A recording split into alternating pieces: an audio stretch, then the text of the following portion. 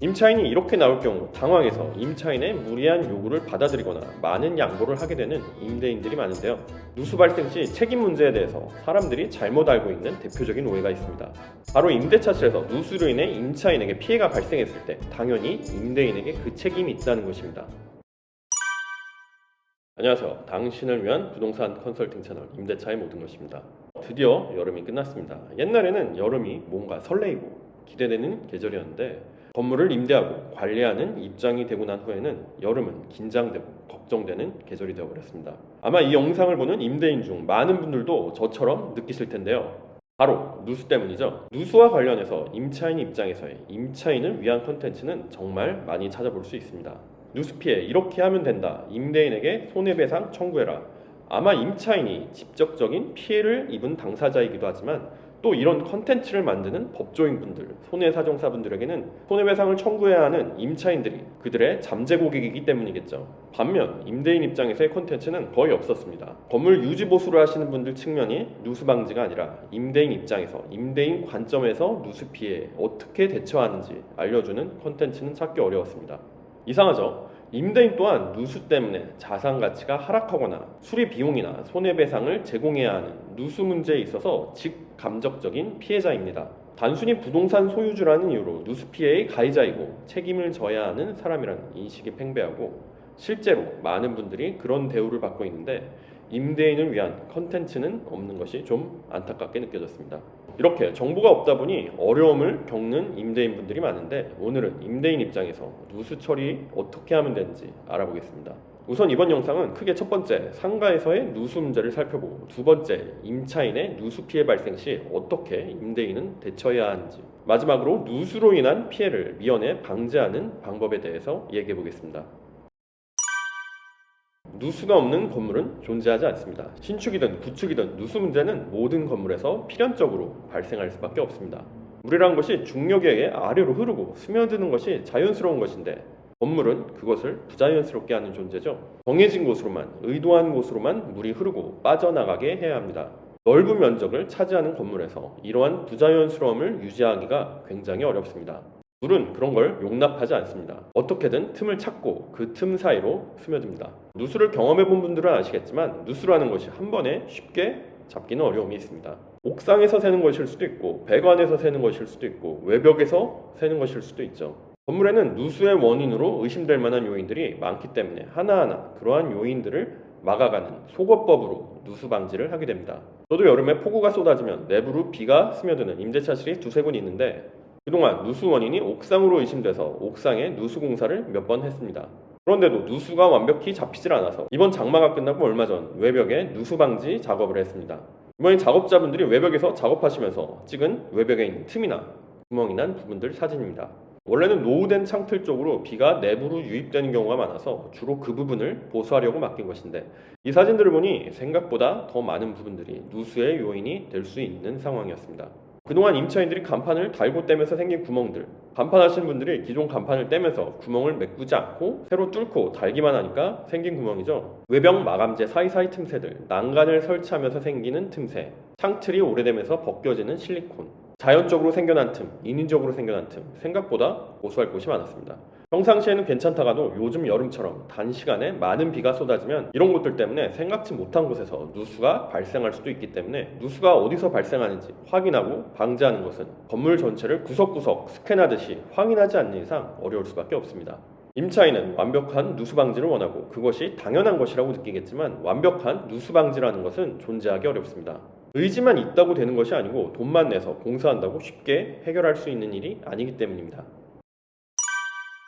그렇기 때문에 물론 임대인은 누수 방지를 위해 노력하는 것과 별개로 누수 발생 가능성을 언제나 염두에 두고 누수 발생으로 손해가 발생 시 어떻게 대처해야 하는지 알고 있어야 합니다. 누수 발생 시 책임 문제에 대해서 사람들이 잘못 알고 있는 대표적인 오해가 있습니다.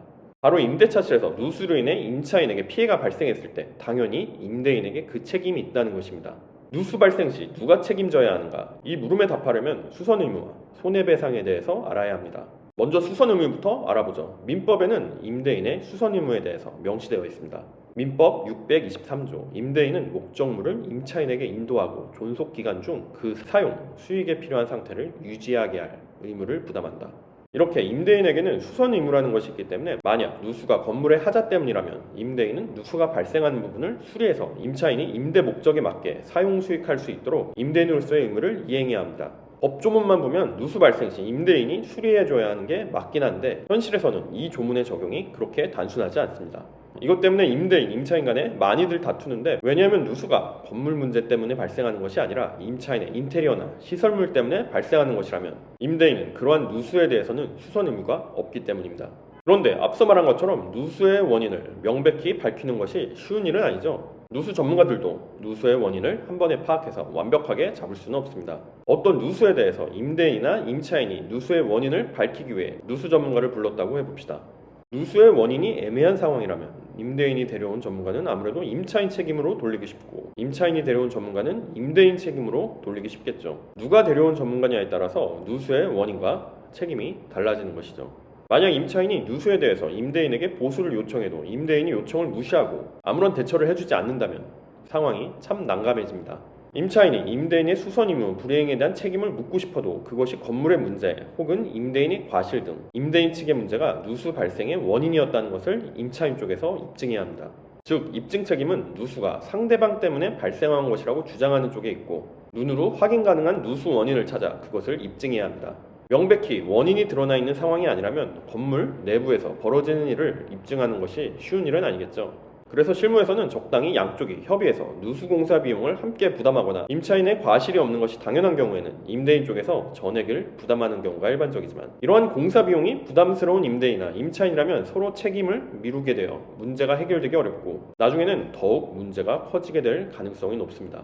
그런데 누수 문제는 누수의 원인만 수리하면 되는 것이 아니라 누수, 물이 실내에 들어옴으로써 발생하는 피해들이 있죠. 인테리어에 얼룩이나 곰팡이가 생기고 설치한 시설이 못쓰게 되고 업장에서 사용 중인 제품이나 판매하는 상품이 훼손되기도 합니다. 특히 가전제품 같은 경우는 누수로 인해 피해를 입는다면 복구를 하기 어려운 고장이 발생할 수도 있겠죠. 이런 경우 임차인의 피해는 누가 책임져야 하는지 궁금하실 겁니다. 임대차실에서 물이 새서 임차인이 피해봤으니 임대인이 책임져야 한다.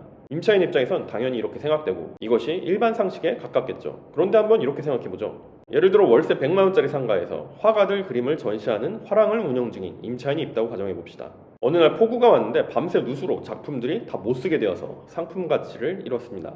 화랑에 걸맞는 고급 인테리어도 다 훼손되었습니다. 임차인이 인테리어 수리 비용 1억과 작품들의 가치 5억, 총 6억을 임대인에게 손해배상 청구했습니다. 이런 경우에도 누수 피해에 대한 책임이 온전히 임대인에게 있어서 임대인은 6억을 임차인에게 배상해줘야 하는 것일까요? 아니면 양보해서 임대인, 임차인 반반 책임이 있다고 보고 3억을 임대인이 물어주면 합당할까요? 3억이면 25년치 임대료 수입이죠. 6억이면 50년 임대료 수입과 같습니다. 이런 식으로 손해배상을 해줘야 한다면 아무도 임대업을 할 수 없을 겁니다. 임대업은 망하기 딱 좋은 비즈니스가 되겠죠. 보험도 뭐 정도 것이죠. 누수사고로 돈을 벌려는 사람들과 보험 사기가 난무하게 될 겁니다. 그렇기 때문에 사법적 판단도 손해배상에 있어서는 보수적일 수밖에 없고 누수 피해로 인한 손해배상의 경우에도 임대인의 책임을 보편적으로 인정하는 것이 아니라 보수적으로 제한적인 상황에서만 인정하고 있습니다. 임대인에게 누수에 대한 수선 의무가 있는 상황에서 임대인이 이를 이행하지 않거나 지연하여 피해가 확대되거나 추가적인 누수 피해가 발생하는 경우 임대인에게 손해배상 책임이 발생하지만 단지 한 번 비에 의해 누수 피해가 발생한 것이라면 임대인의 손해배상 책임이 인정되기는 어렵습니다. 반대로 임대인이 누수 사실을 인지하고 있음에도 수선 의무를 이행하지 않아 추가적인 누수 피해가 있거나 아니면 누수로 인해 영업이 불가할 정도, 즉 사용 수익이 불가능한 상황이라서 휴업을 하게 되었다면 누수 피해에 대한 손해배상, 휴업에 따른 영업이익에 준하는 손해배상을 청구할 수 있습니다. 물론 이 경우에도 누수의 원인을 밝혀 그 책임이 임대인 측에 있다는 것을 입증해야 되고 임차인이 입은 손해에 대해서 객관적으로 입증이 되어야 합니다. 입증 책임을 임차인이 부담하기 때문에 명확한 원인 파악, 인과관계 파악 없이 임차인이 소송으로 임대인에게 무리한 손해배상을 청구한다면 임차인은 손해배상은커녕 양쪽 소송 비용만 부담하게 될 수도 있습니다. 결국 일반적인 상식과 달리 누수가 발생했다고 무조건 임대인에게 임차인의 피해를 보상할 책임이 있는 것이 아니라 누수가 발생하였는데도 불구하고 임대인이 자신의 수선 의무를 불이행하거나 지체함으로써 추가적인 피해가 발생했을 경우 그 책임이 있다고 할 수 있습니다. 물론 이것 또한 공식처럼 이해하면 안 되고 종합적인 상황을 고려해서 판단되는 문제이기 때문에 누수가 발생했다면 임대인으로서는 자신에게 책임이 없다고 생각되더라도 무조건 외면하는 것보다는 적극적으로 상황을 파악하고 개입해서 임대인으로서의 의무를 불이행하는 일이 없도록 하는 것이 좋습니다. 간혹 누수 피해를 이유로 임대료 지급을 거부하거나 일방적으로 계약 해지를 통보하는 임차인들이 있습니다. 임차인이 이렇게 나올 경우 당황해서 임차인의 무리한 요구를 받아들이거나 많은 양보를 하게 되는 임대인들이 많은데요. 누수를 이유로 임대료 지급을 거부하려면 누수 때문에 임대차 실의 일부가 물에 젖은 정도가 아니라 임대인에게 수선 의무 책임이 있는 상황에서 임차인의 임대차 실 사용 수익이 불가능한 상태, 즉 영업이 전혀 가능하지 않은 상태여야 합니다. 누수로 인해 임대차 실의 일부에 문제가 있지만 영업이 가능한 정도라면 그 일부 지장이 있는 한도에서만 임대료 지급을 거부할 수 있을 뿐입니다. 때문에 임차인이 무리하게 누수 피해를 이유로 한 임대료 지급을 거부한다면 임대인은 여기에 끌려다닐 필요 없이 임대료 지급이 되지 않는다면 차임 연체로 처리해 나가면 됩니다. 계약 해지도 마찬가지로 하자에 수선이 불가능하고 임대차 실을 사용 수익할 수 없을 때, 그리고 수선이 가능하더라도 임대인에게 임대차 실을 수선해 줄 것을 요구했지만 임대인이 이를 이행하지 아니할 때 이행 지체를 이유로 임대차 계약을 해지할 수 있는 것이죠. 누수 피해만으로 비가 샌다는 이유만으로 일방적으로 임대차 계약을 해지할 수는 없습니다. 누수 피해에 대한 손해배상 문제는 모든 손해배상 문제가 그렇듯 굉장히 어려운 문제입니다. 손해배상 소송은 굉장히 보수적이고 입증 책임 때문에 요건이 까다롭습니다. 누수의 원인, 손해의 범위와 그 금액에 대해서 임차인은 건물의 하자나 임대인의 과실을 주장하고 임대인은 임차인의 임대차실이나 물건의 관리과실에 대해서 주장하겠지만 서로 주장하는 부분에 대해서 입증이 똑같이 어렵습니다. 소송이 진행돼도 조정으로 가서 낮춰진 금액으로 조정될 확률이 높고 이러한 부분 때문에 임차인 입장에서는 변호사 보수 빼면 오히려 손해일 가능성도 있습니다. 그래서 임차인도 자신의 모든 피해에 대해서 모든 책임을 임대인에게 묻기 위해 쓰는 것보다는 적당한 선에서 임대인의 협조를 구하며 원만히 상황을 해결하는 것이 좋고, 임대인은 누수의 책임 소재가 애매한 상황이더라도 임차인의 피해를 배려하는 측면에서 어느 정도 임대료 감면이나 추후 임대료 동결 등으로 유연하게 문제를 해결하는 것이 좋다고 생각합니다. 어찌됐든 누수는 임차인뿐만 아니라 임대인에게도 많은 비용이 발생할 수 있는 큰 리스크입니다. 때문에 가장 좋은 것은 누수 피해를 사후적으로 해결하는 것보다는 사전에 피해 가능성을 없애는 게 좋습니다. 누수로 인한 피해를 방지하기 위해서 임대인으로서 선제적으로 조치할 수 있는 것은 무엇이 있을까요? 먼저 첫 번째, 가장 좋은 것은 누수 자체를 예방하는 것이겠죠. 정기적으로 시설 점검을 통해 누수를 방지할 수 있다면 물론 좋겠지만 앞서 말한 것처럼 누수는 사후적으로 나타나는 사항이라 사실 한계가 있습니다. 다만 지속적으로 건물에 대해서 누수 요인을 예측하고 확인하면서 누수 발생 가능성을 낮춰나간다면 물론 좋겠죠. 두 번째는 누수에 대한 면책입니다. 임대인의 수선 의무에 관한 사항은 강행법규가 아니기 때문에 임대차 계약의 특약으로 수선 의무를 면할 수 있습니다. 기존 이미 누수가 존재하는 상황이거나 누수 가능성이 높은 임대차실이라면 임대인은 임대차 계약 시 특약으로 누수에 대한 수선 의무를 면제하고 이를 임차인의 책임과 부담으로 할 수 있습니다. 가장 위층이나 지하층, 그리고 특히 고가 장비나 설비를 다루는 임차인이라면 이런 특약은 정말 중요할 수 있습니다. 이 경우 수선 의무 범위나 임대인이 면하는 의무를 명확히 특정해서 임차인의 관리하에 임차인이 책임지는 것으로 한다면 임대인은 누수 피해에 대해서 수리나 손해배상을 걱정할 필요가 없어집니다. 물론 이 경우 임대료를 어느 정도 감액한다든가 하는 임차인에게 인센티브를 제공해야 균형이 맞겠죠. 이런 거 관련된 분쟁 때문에 판례 같은 걸 살펴본 적이 있었거든요. 네. 임대인분이 임대차 계약에 특약을 걸어놓은 거예요. 이런 누수나 네. 시설의 하자에 대해서 본인은 책임지지 네. 않는다는 특약을 걸었는데 아무리 그렇다 치더라도 결국에는 임대인분이 일정 부분이라도 무조건 맞아요. 부담을 해야 된다고 하더라고요. 맞아요.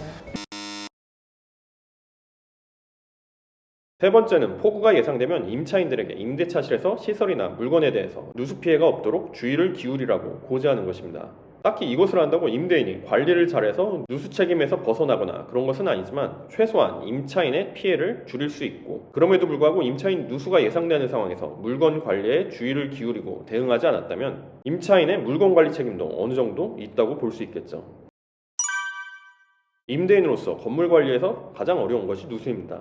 소방, 화재, 엘리베이터는 관리업체에서 정기적으로 관리하고 점검을 해주기 때문에 적정 상태를 유지하기 용이한데, 누수는 따로 지속적으로 관리하는 부분이 아니라 사후적으로 보완해야 하는 부분이기 때문입니다. 그러다 보니 더욱 임대인들이 준비가 되어 있기 어렵고 혼자 대응하기가 어려운 면이 있습니다. 그래서 저희도 상가 누수 피해, 손해배상 등 관련해서 임대인들을 위한 컨설팅을 제공하고 있으니까요. 만약 관련된 문제로 어려움을 겪고 있어서 도움이 필요하시다면 연락 주시면 될 것 같습니다. 오늘은 이렇게 임대인으로서의 누수 피해 대응에 대해서 얘기해봤는데요. 영상이 누수 피해로 고민하는 모든 분들에게 도움이 되었으면 좋겠습니다. 오늘도 영상 시청해주셔서 감사합니다. 좋은 하루 보내세요.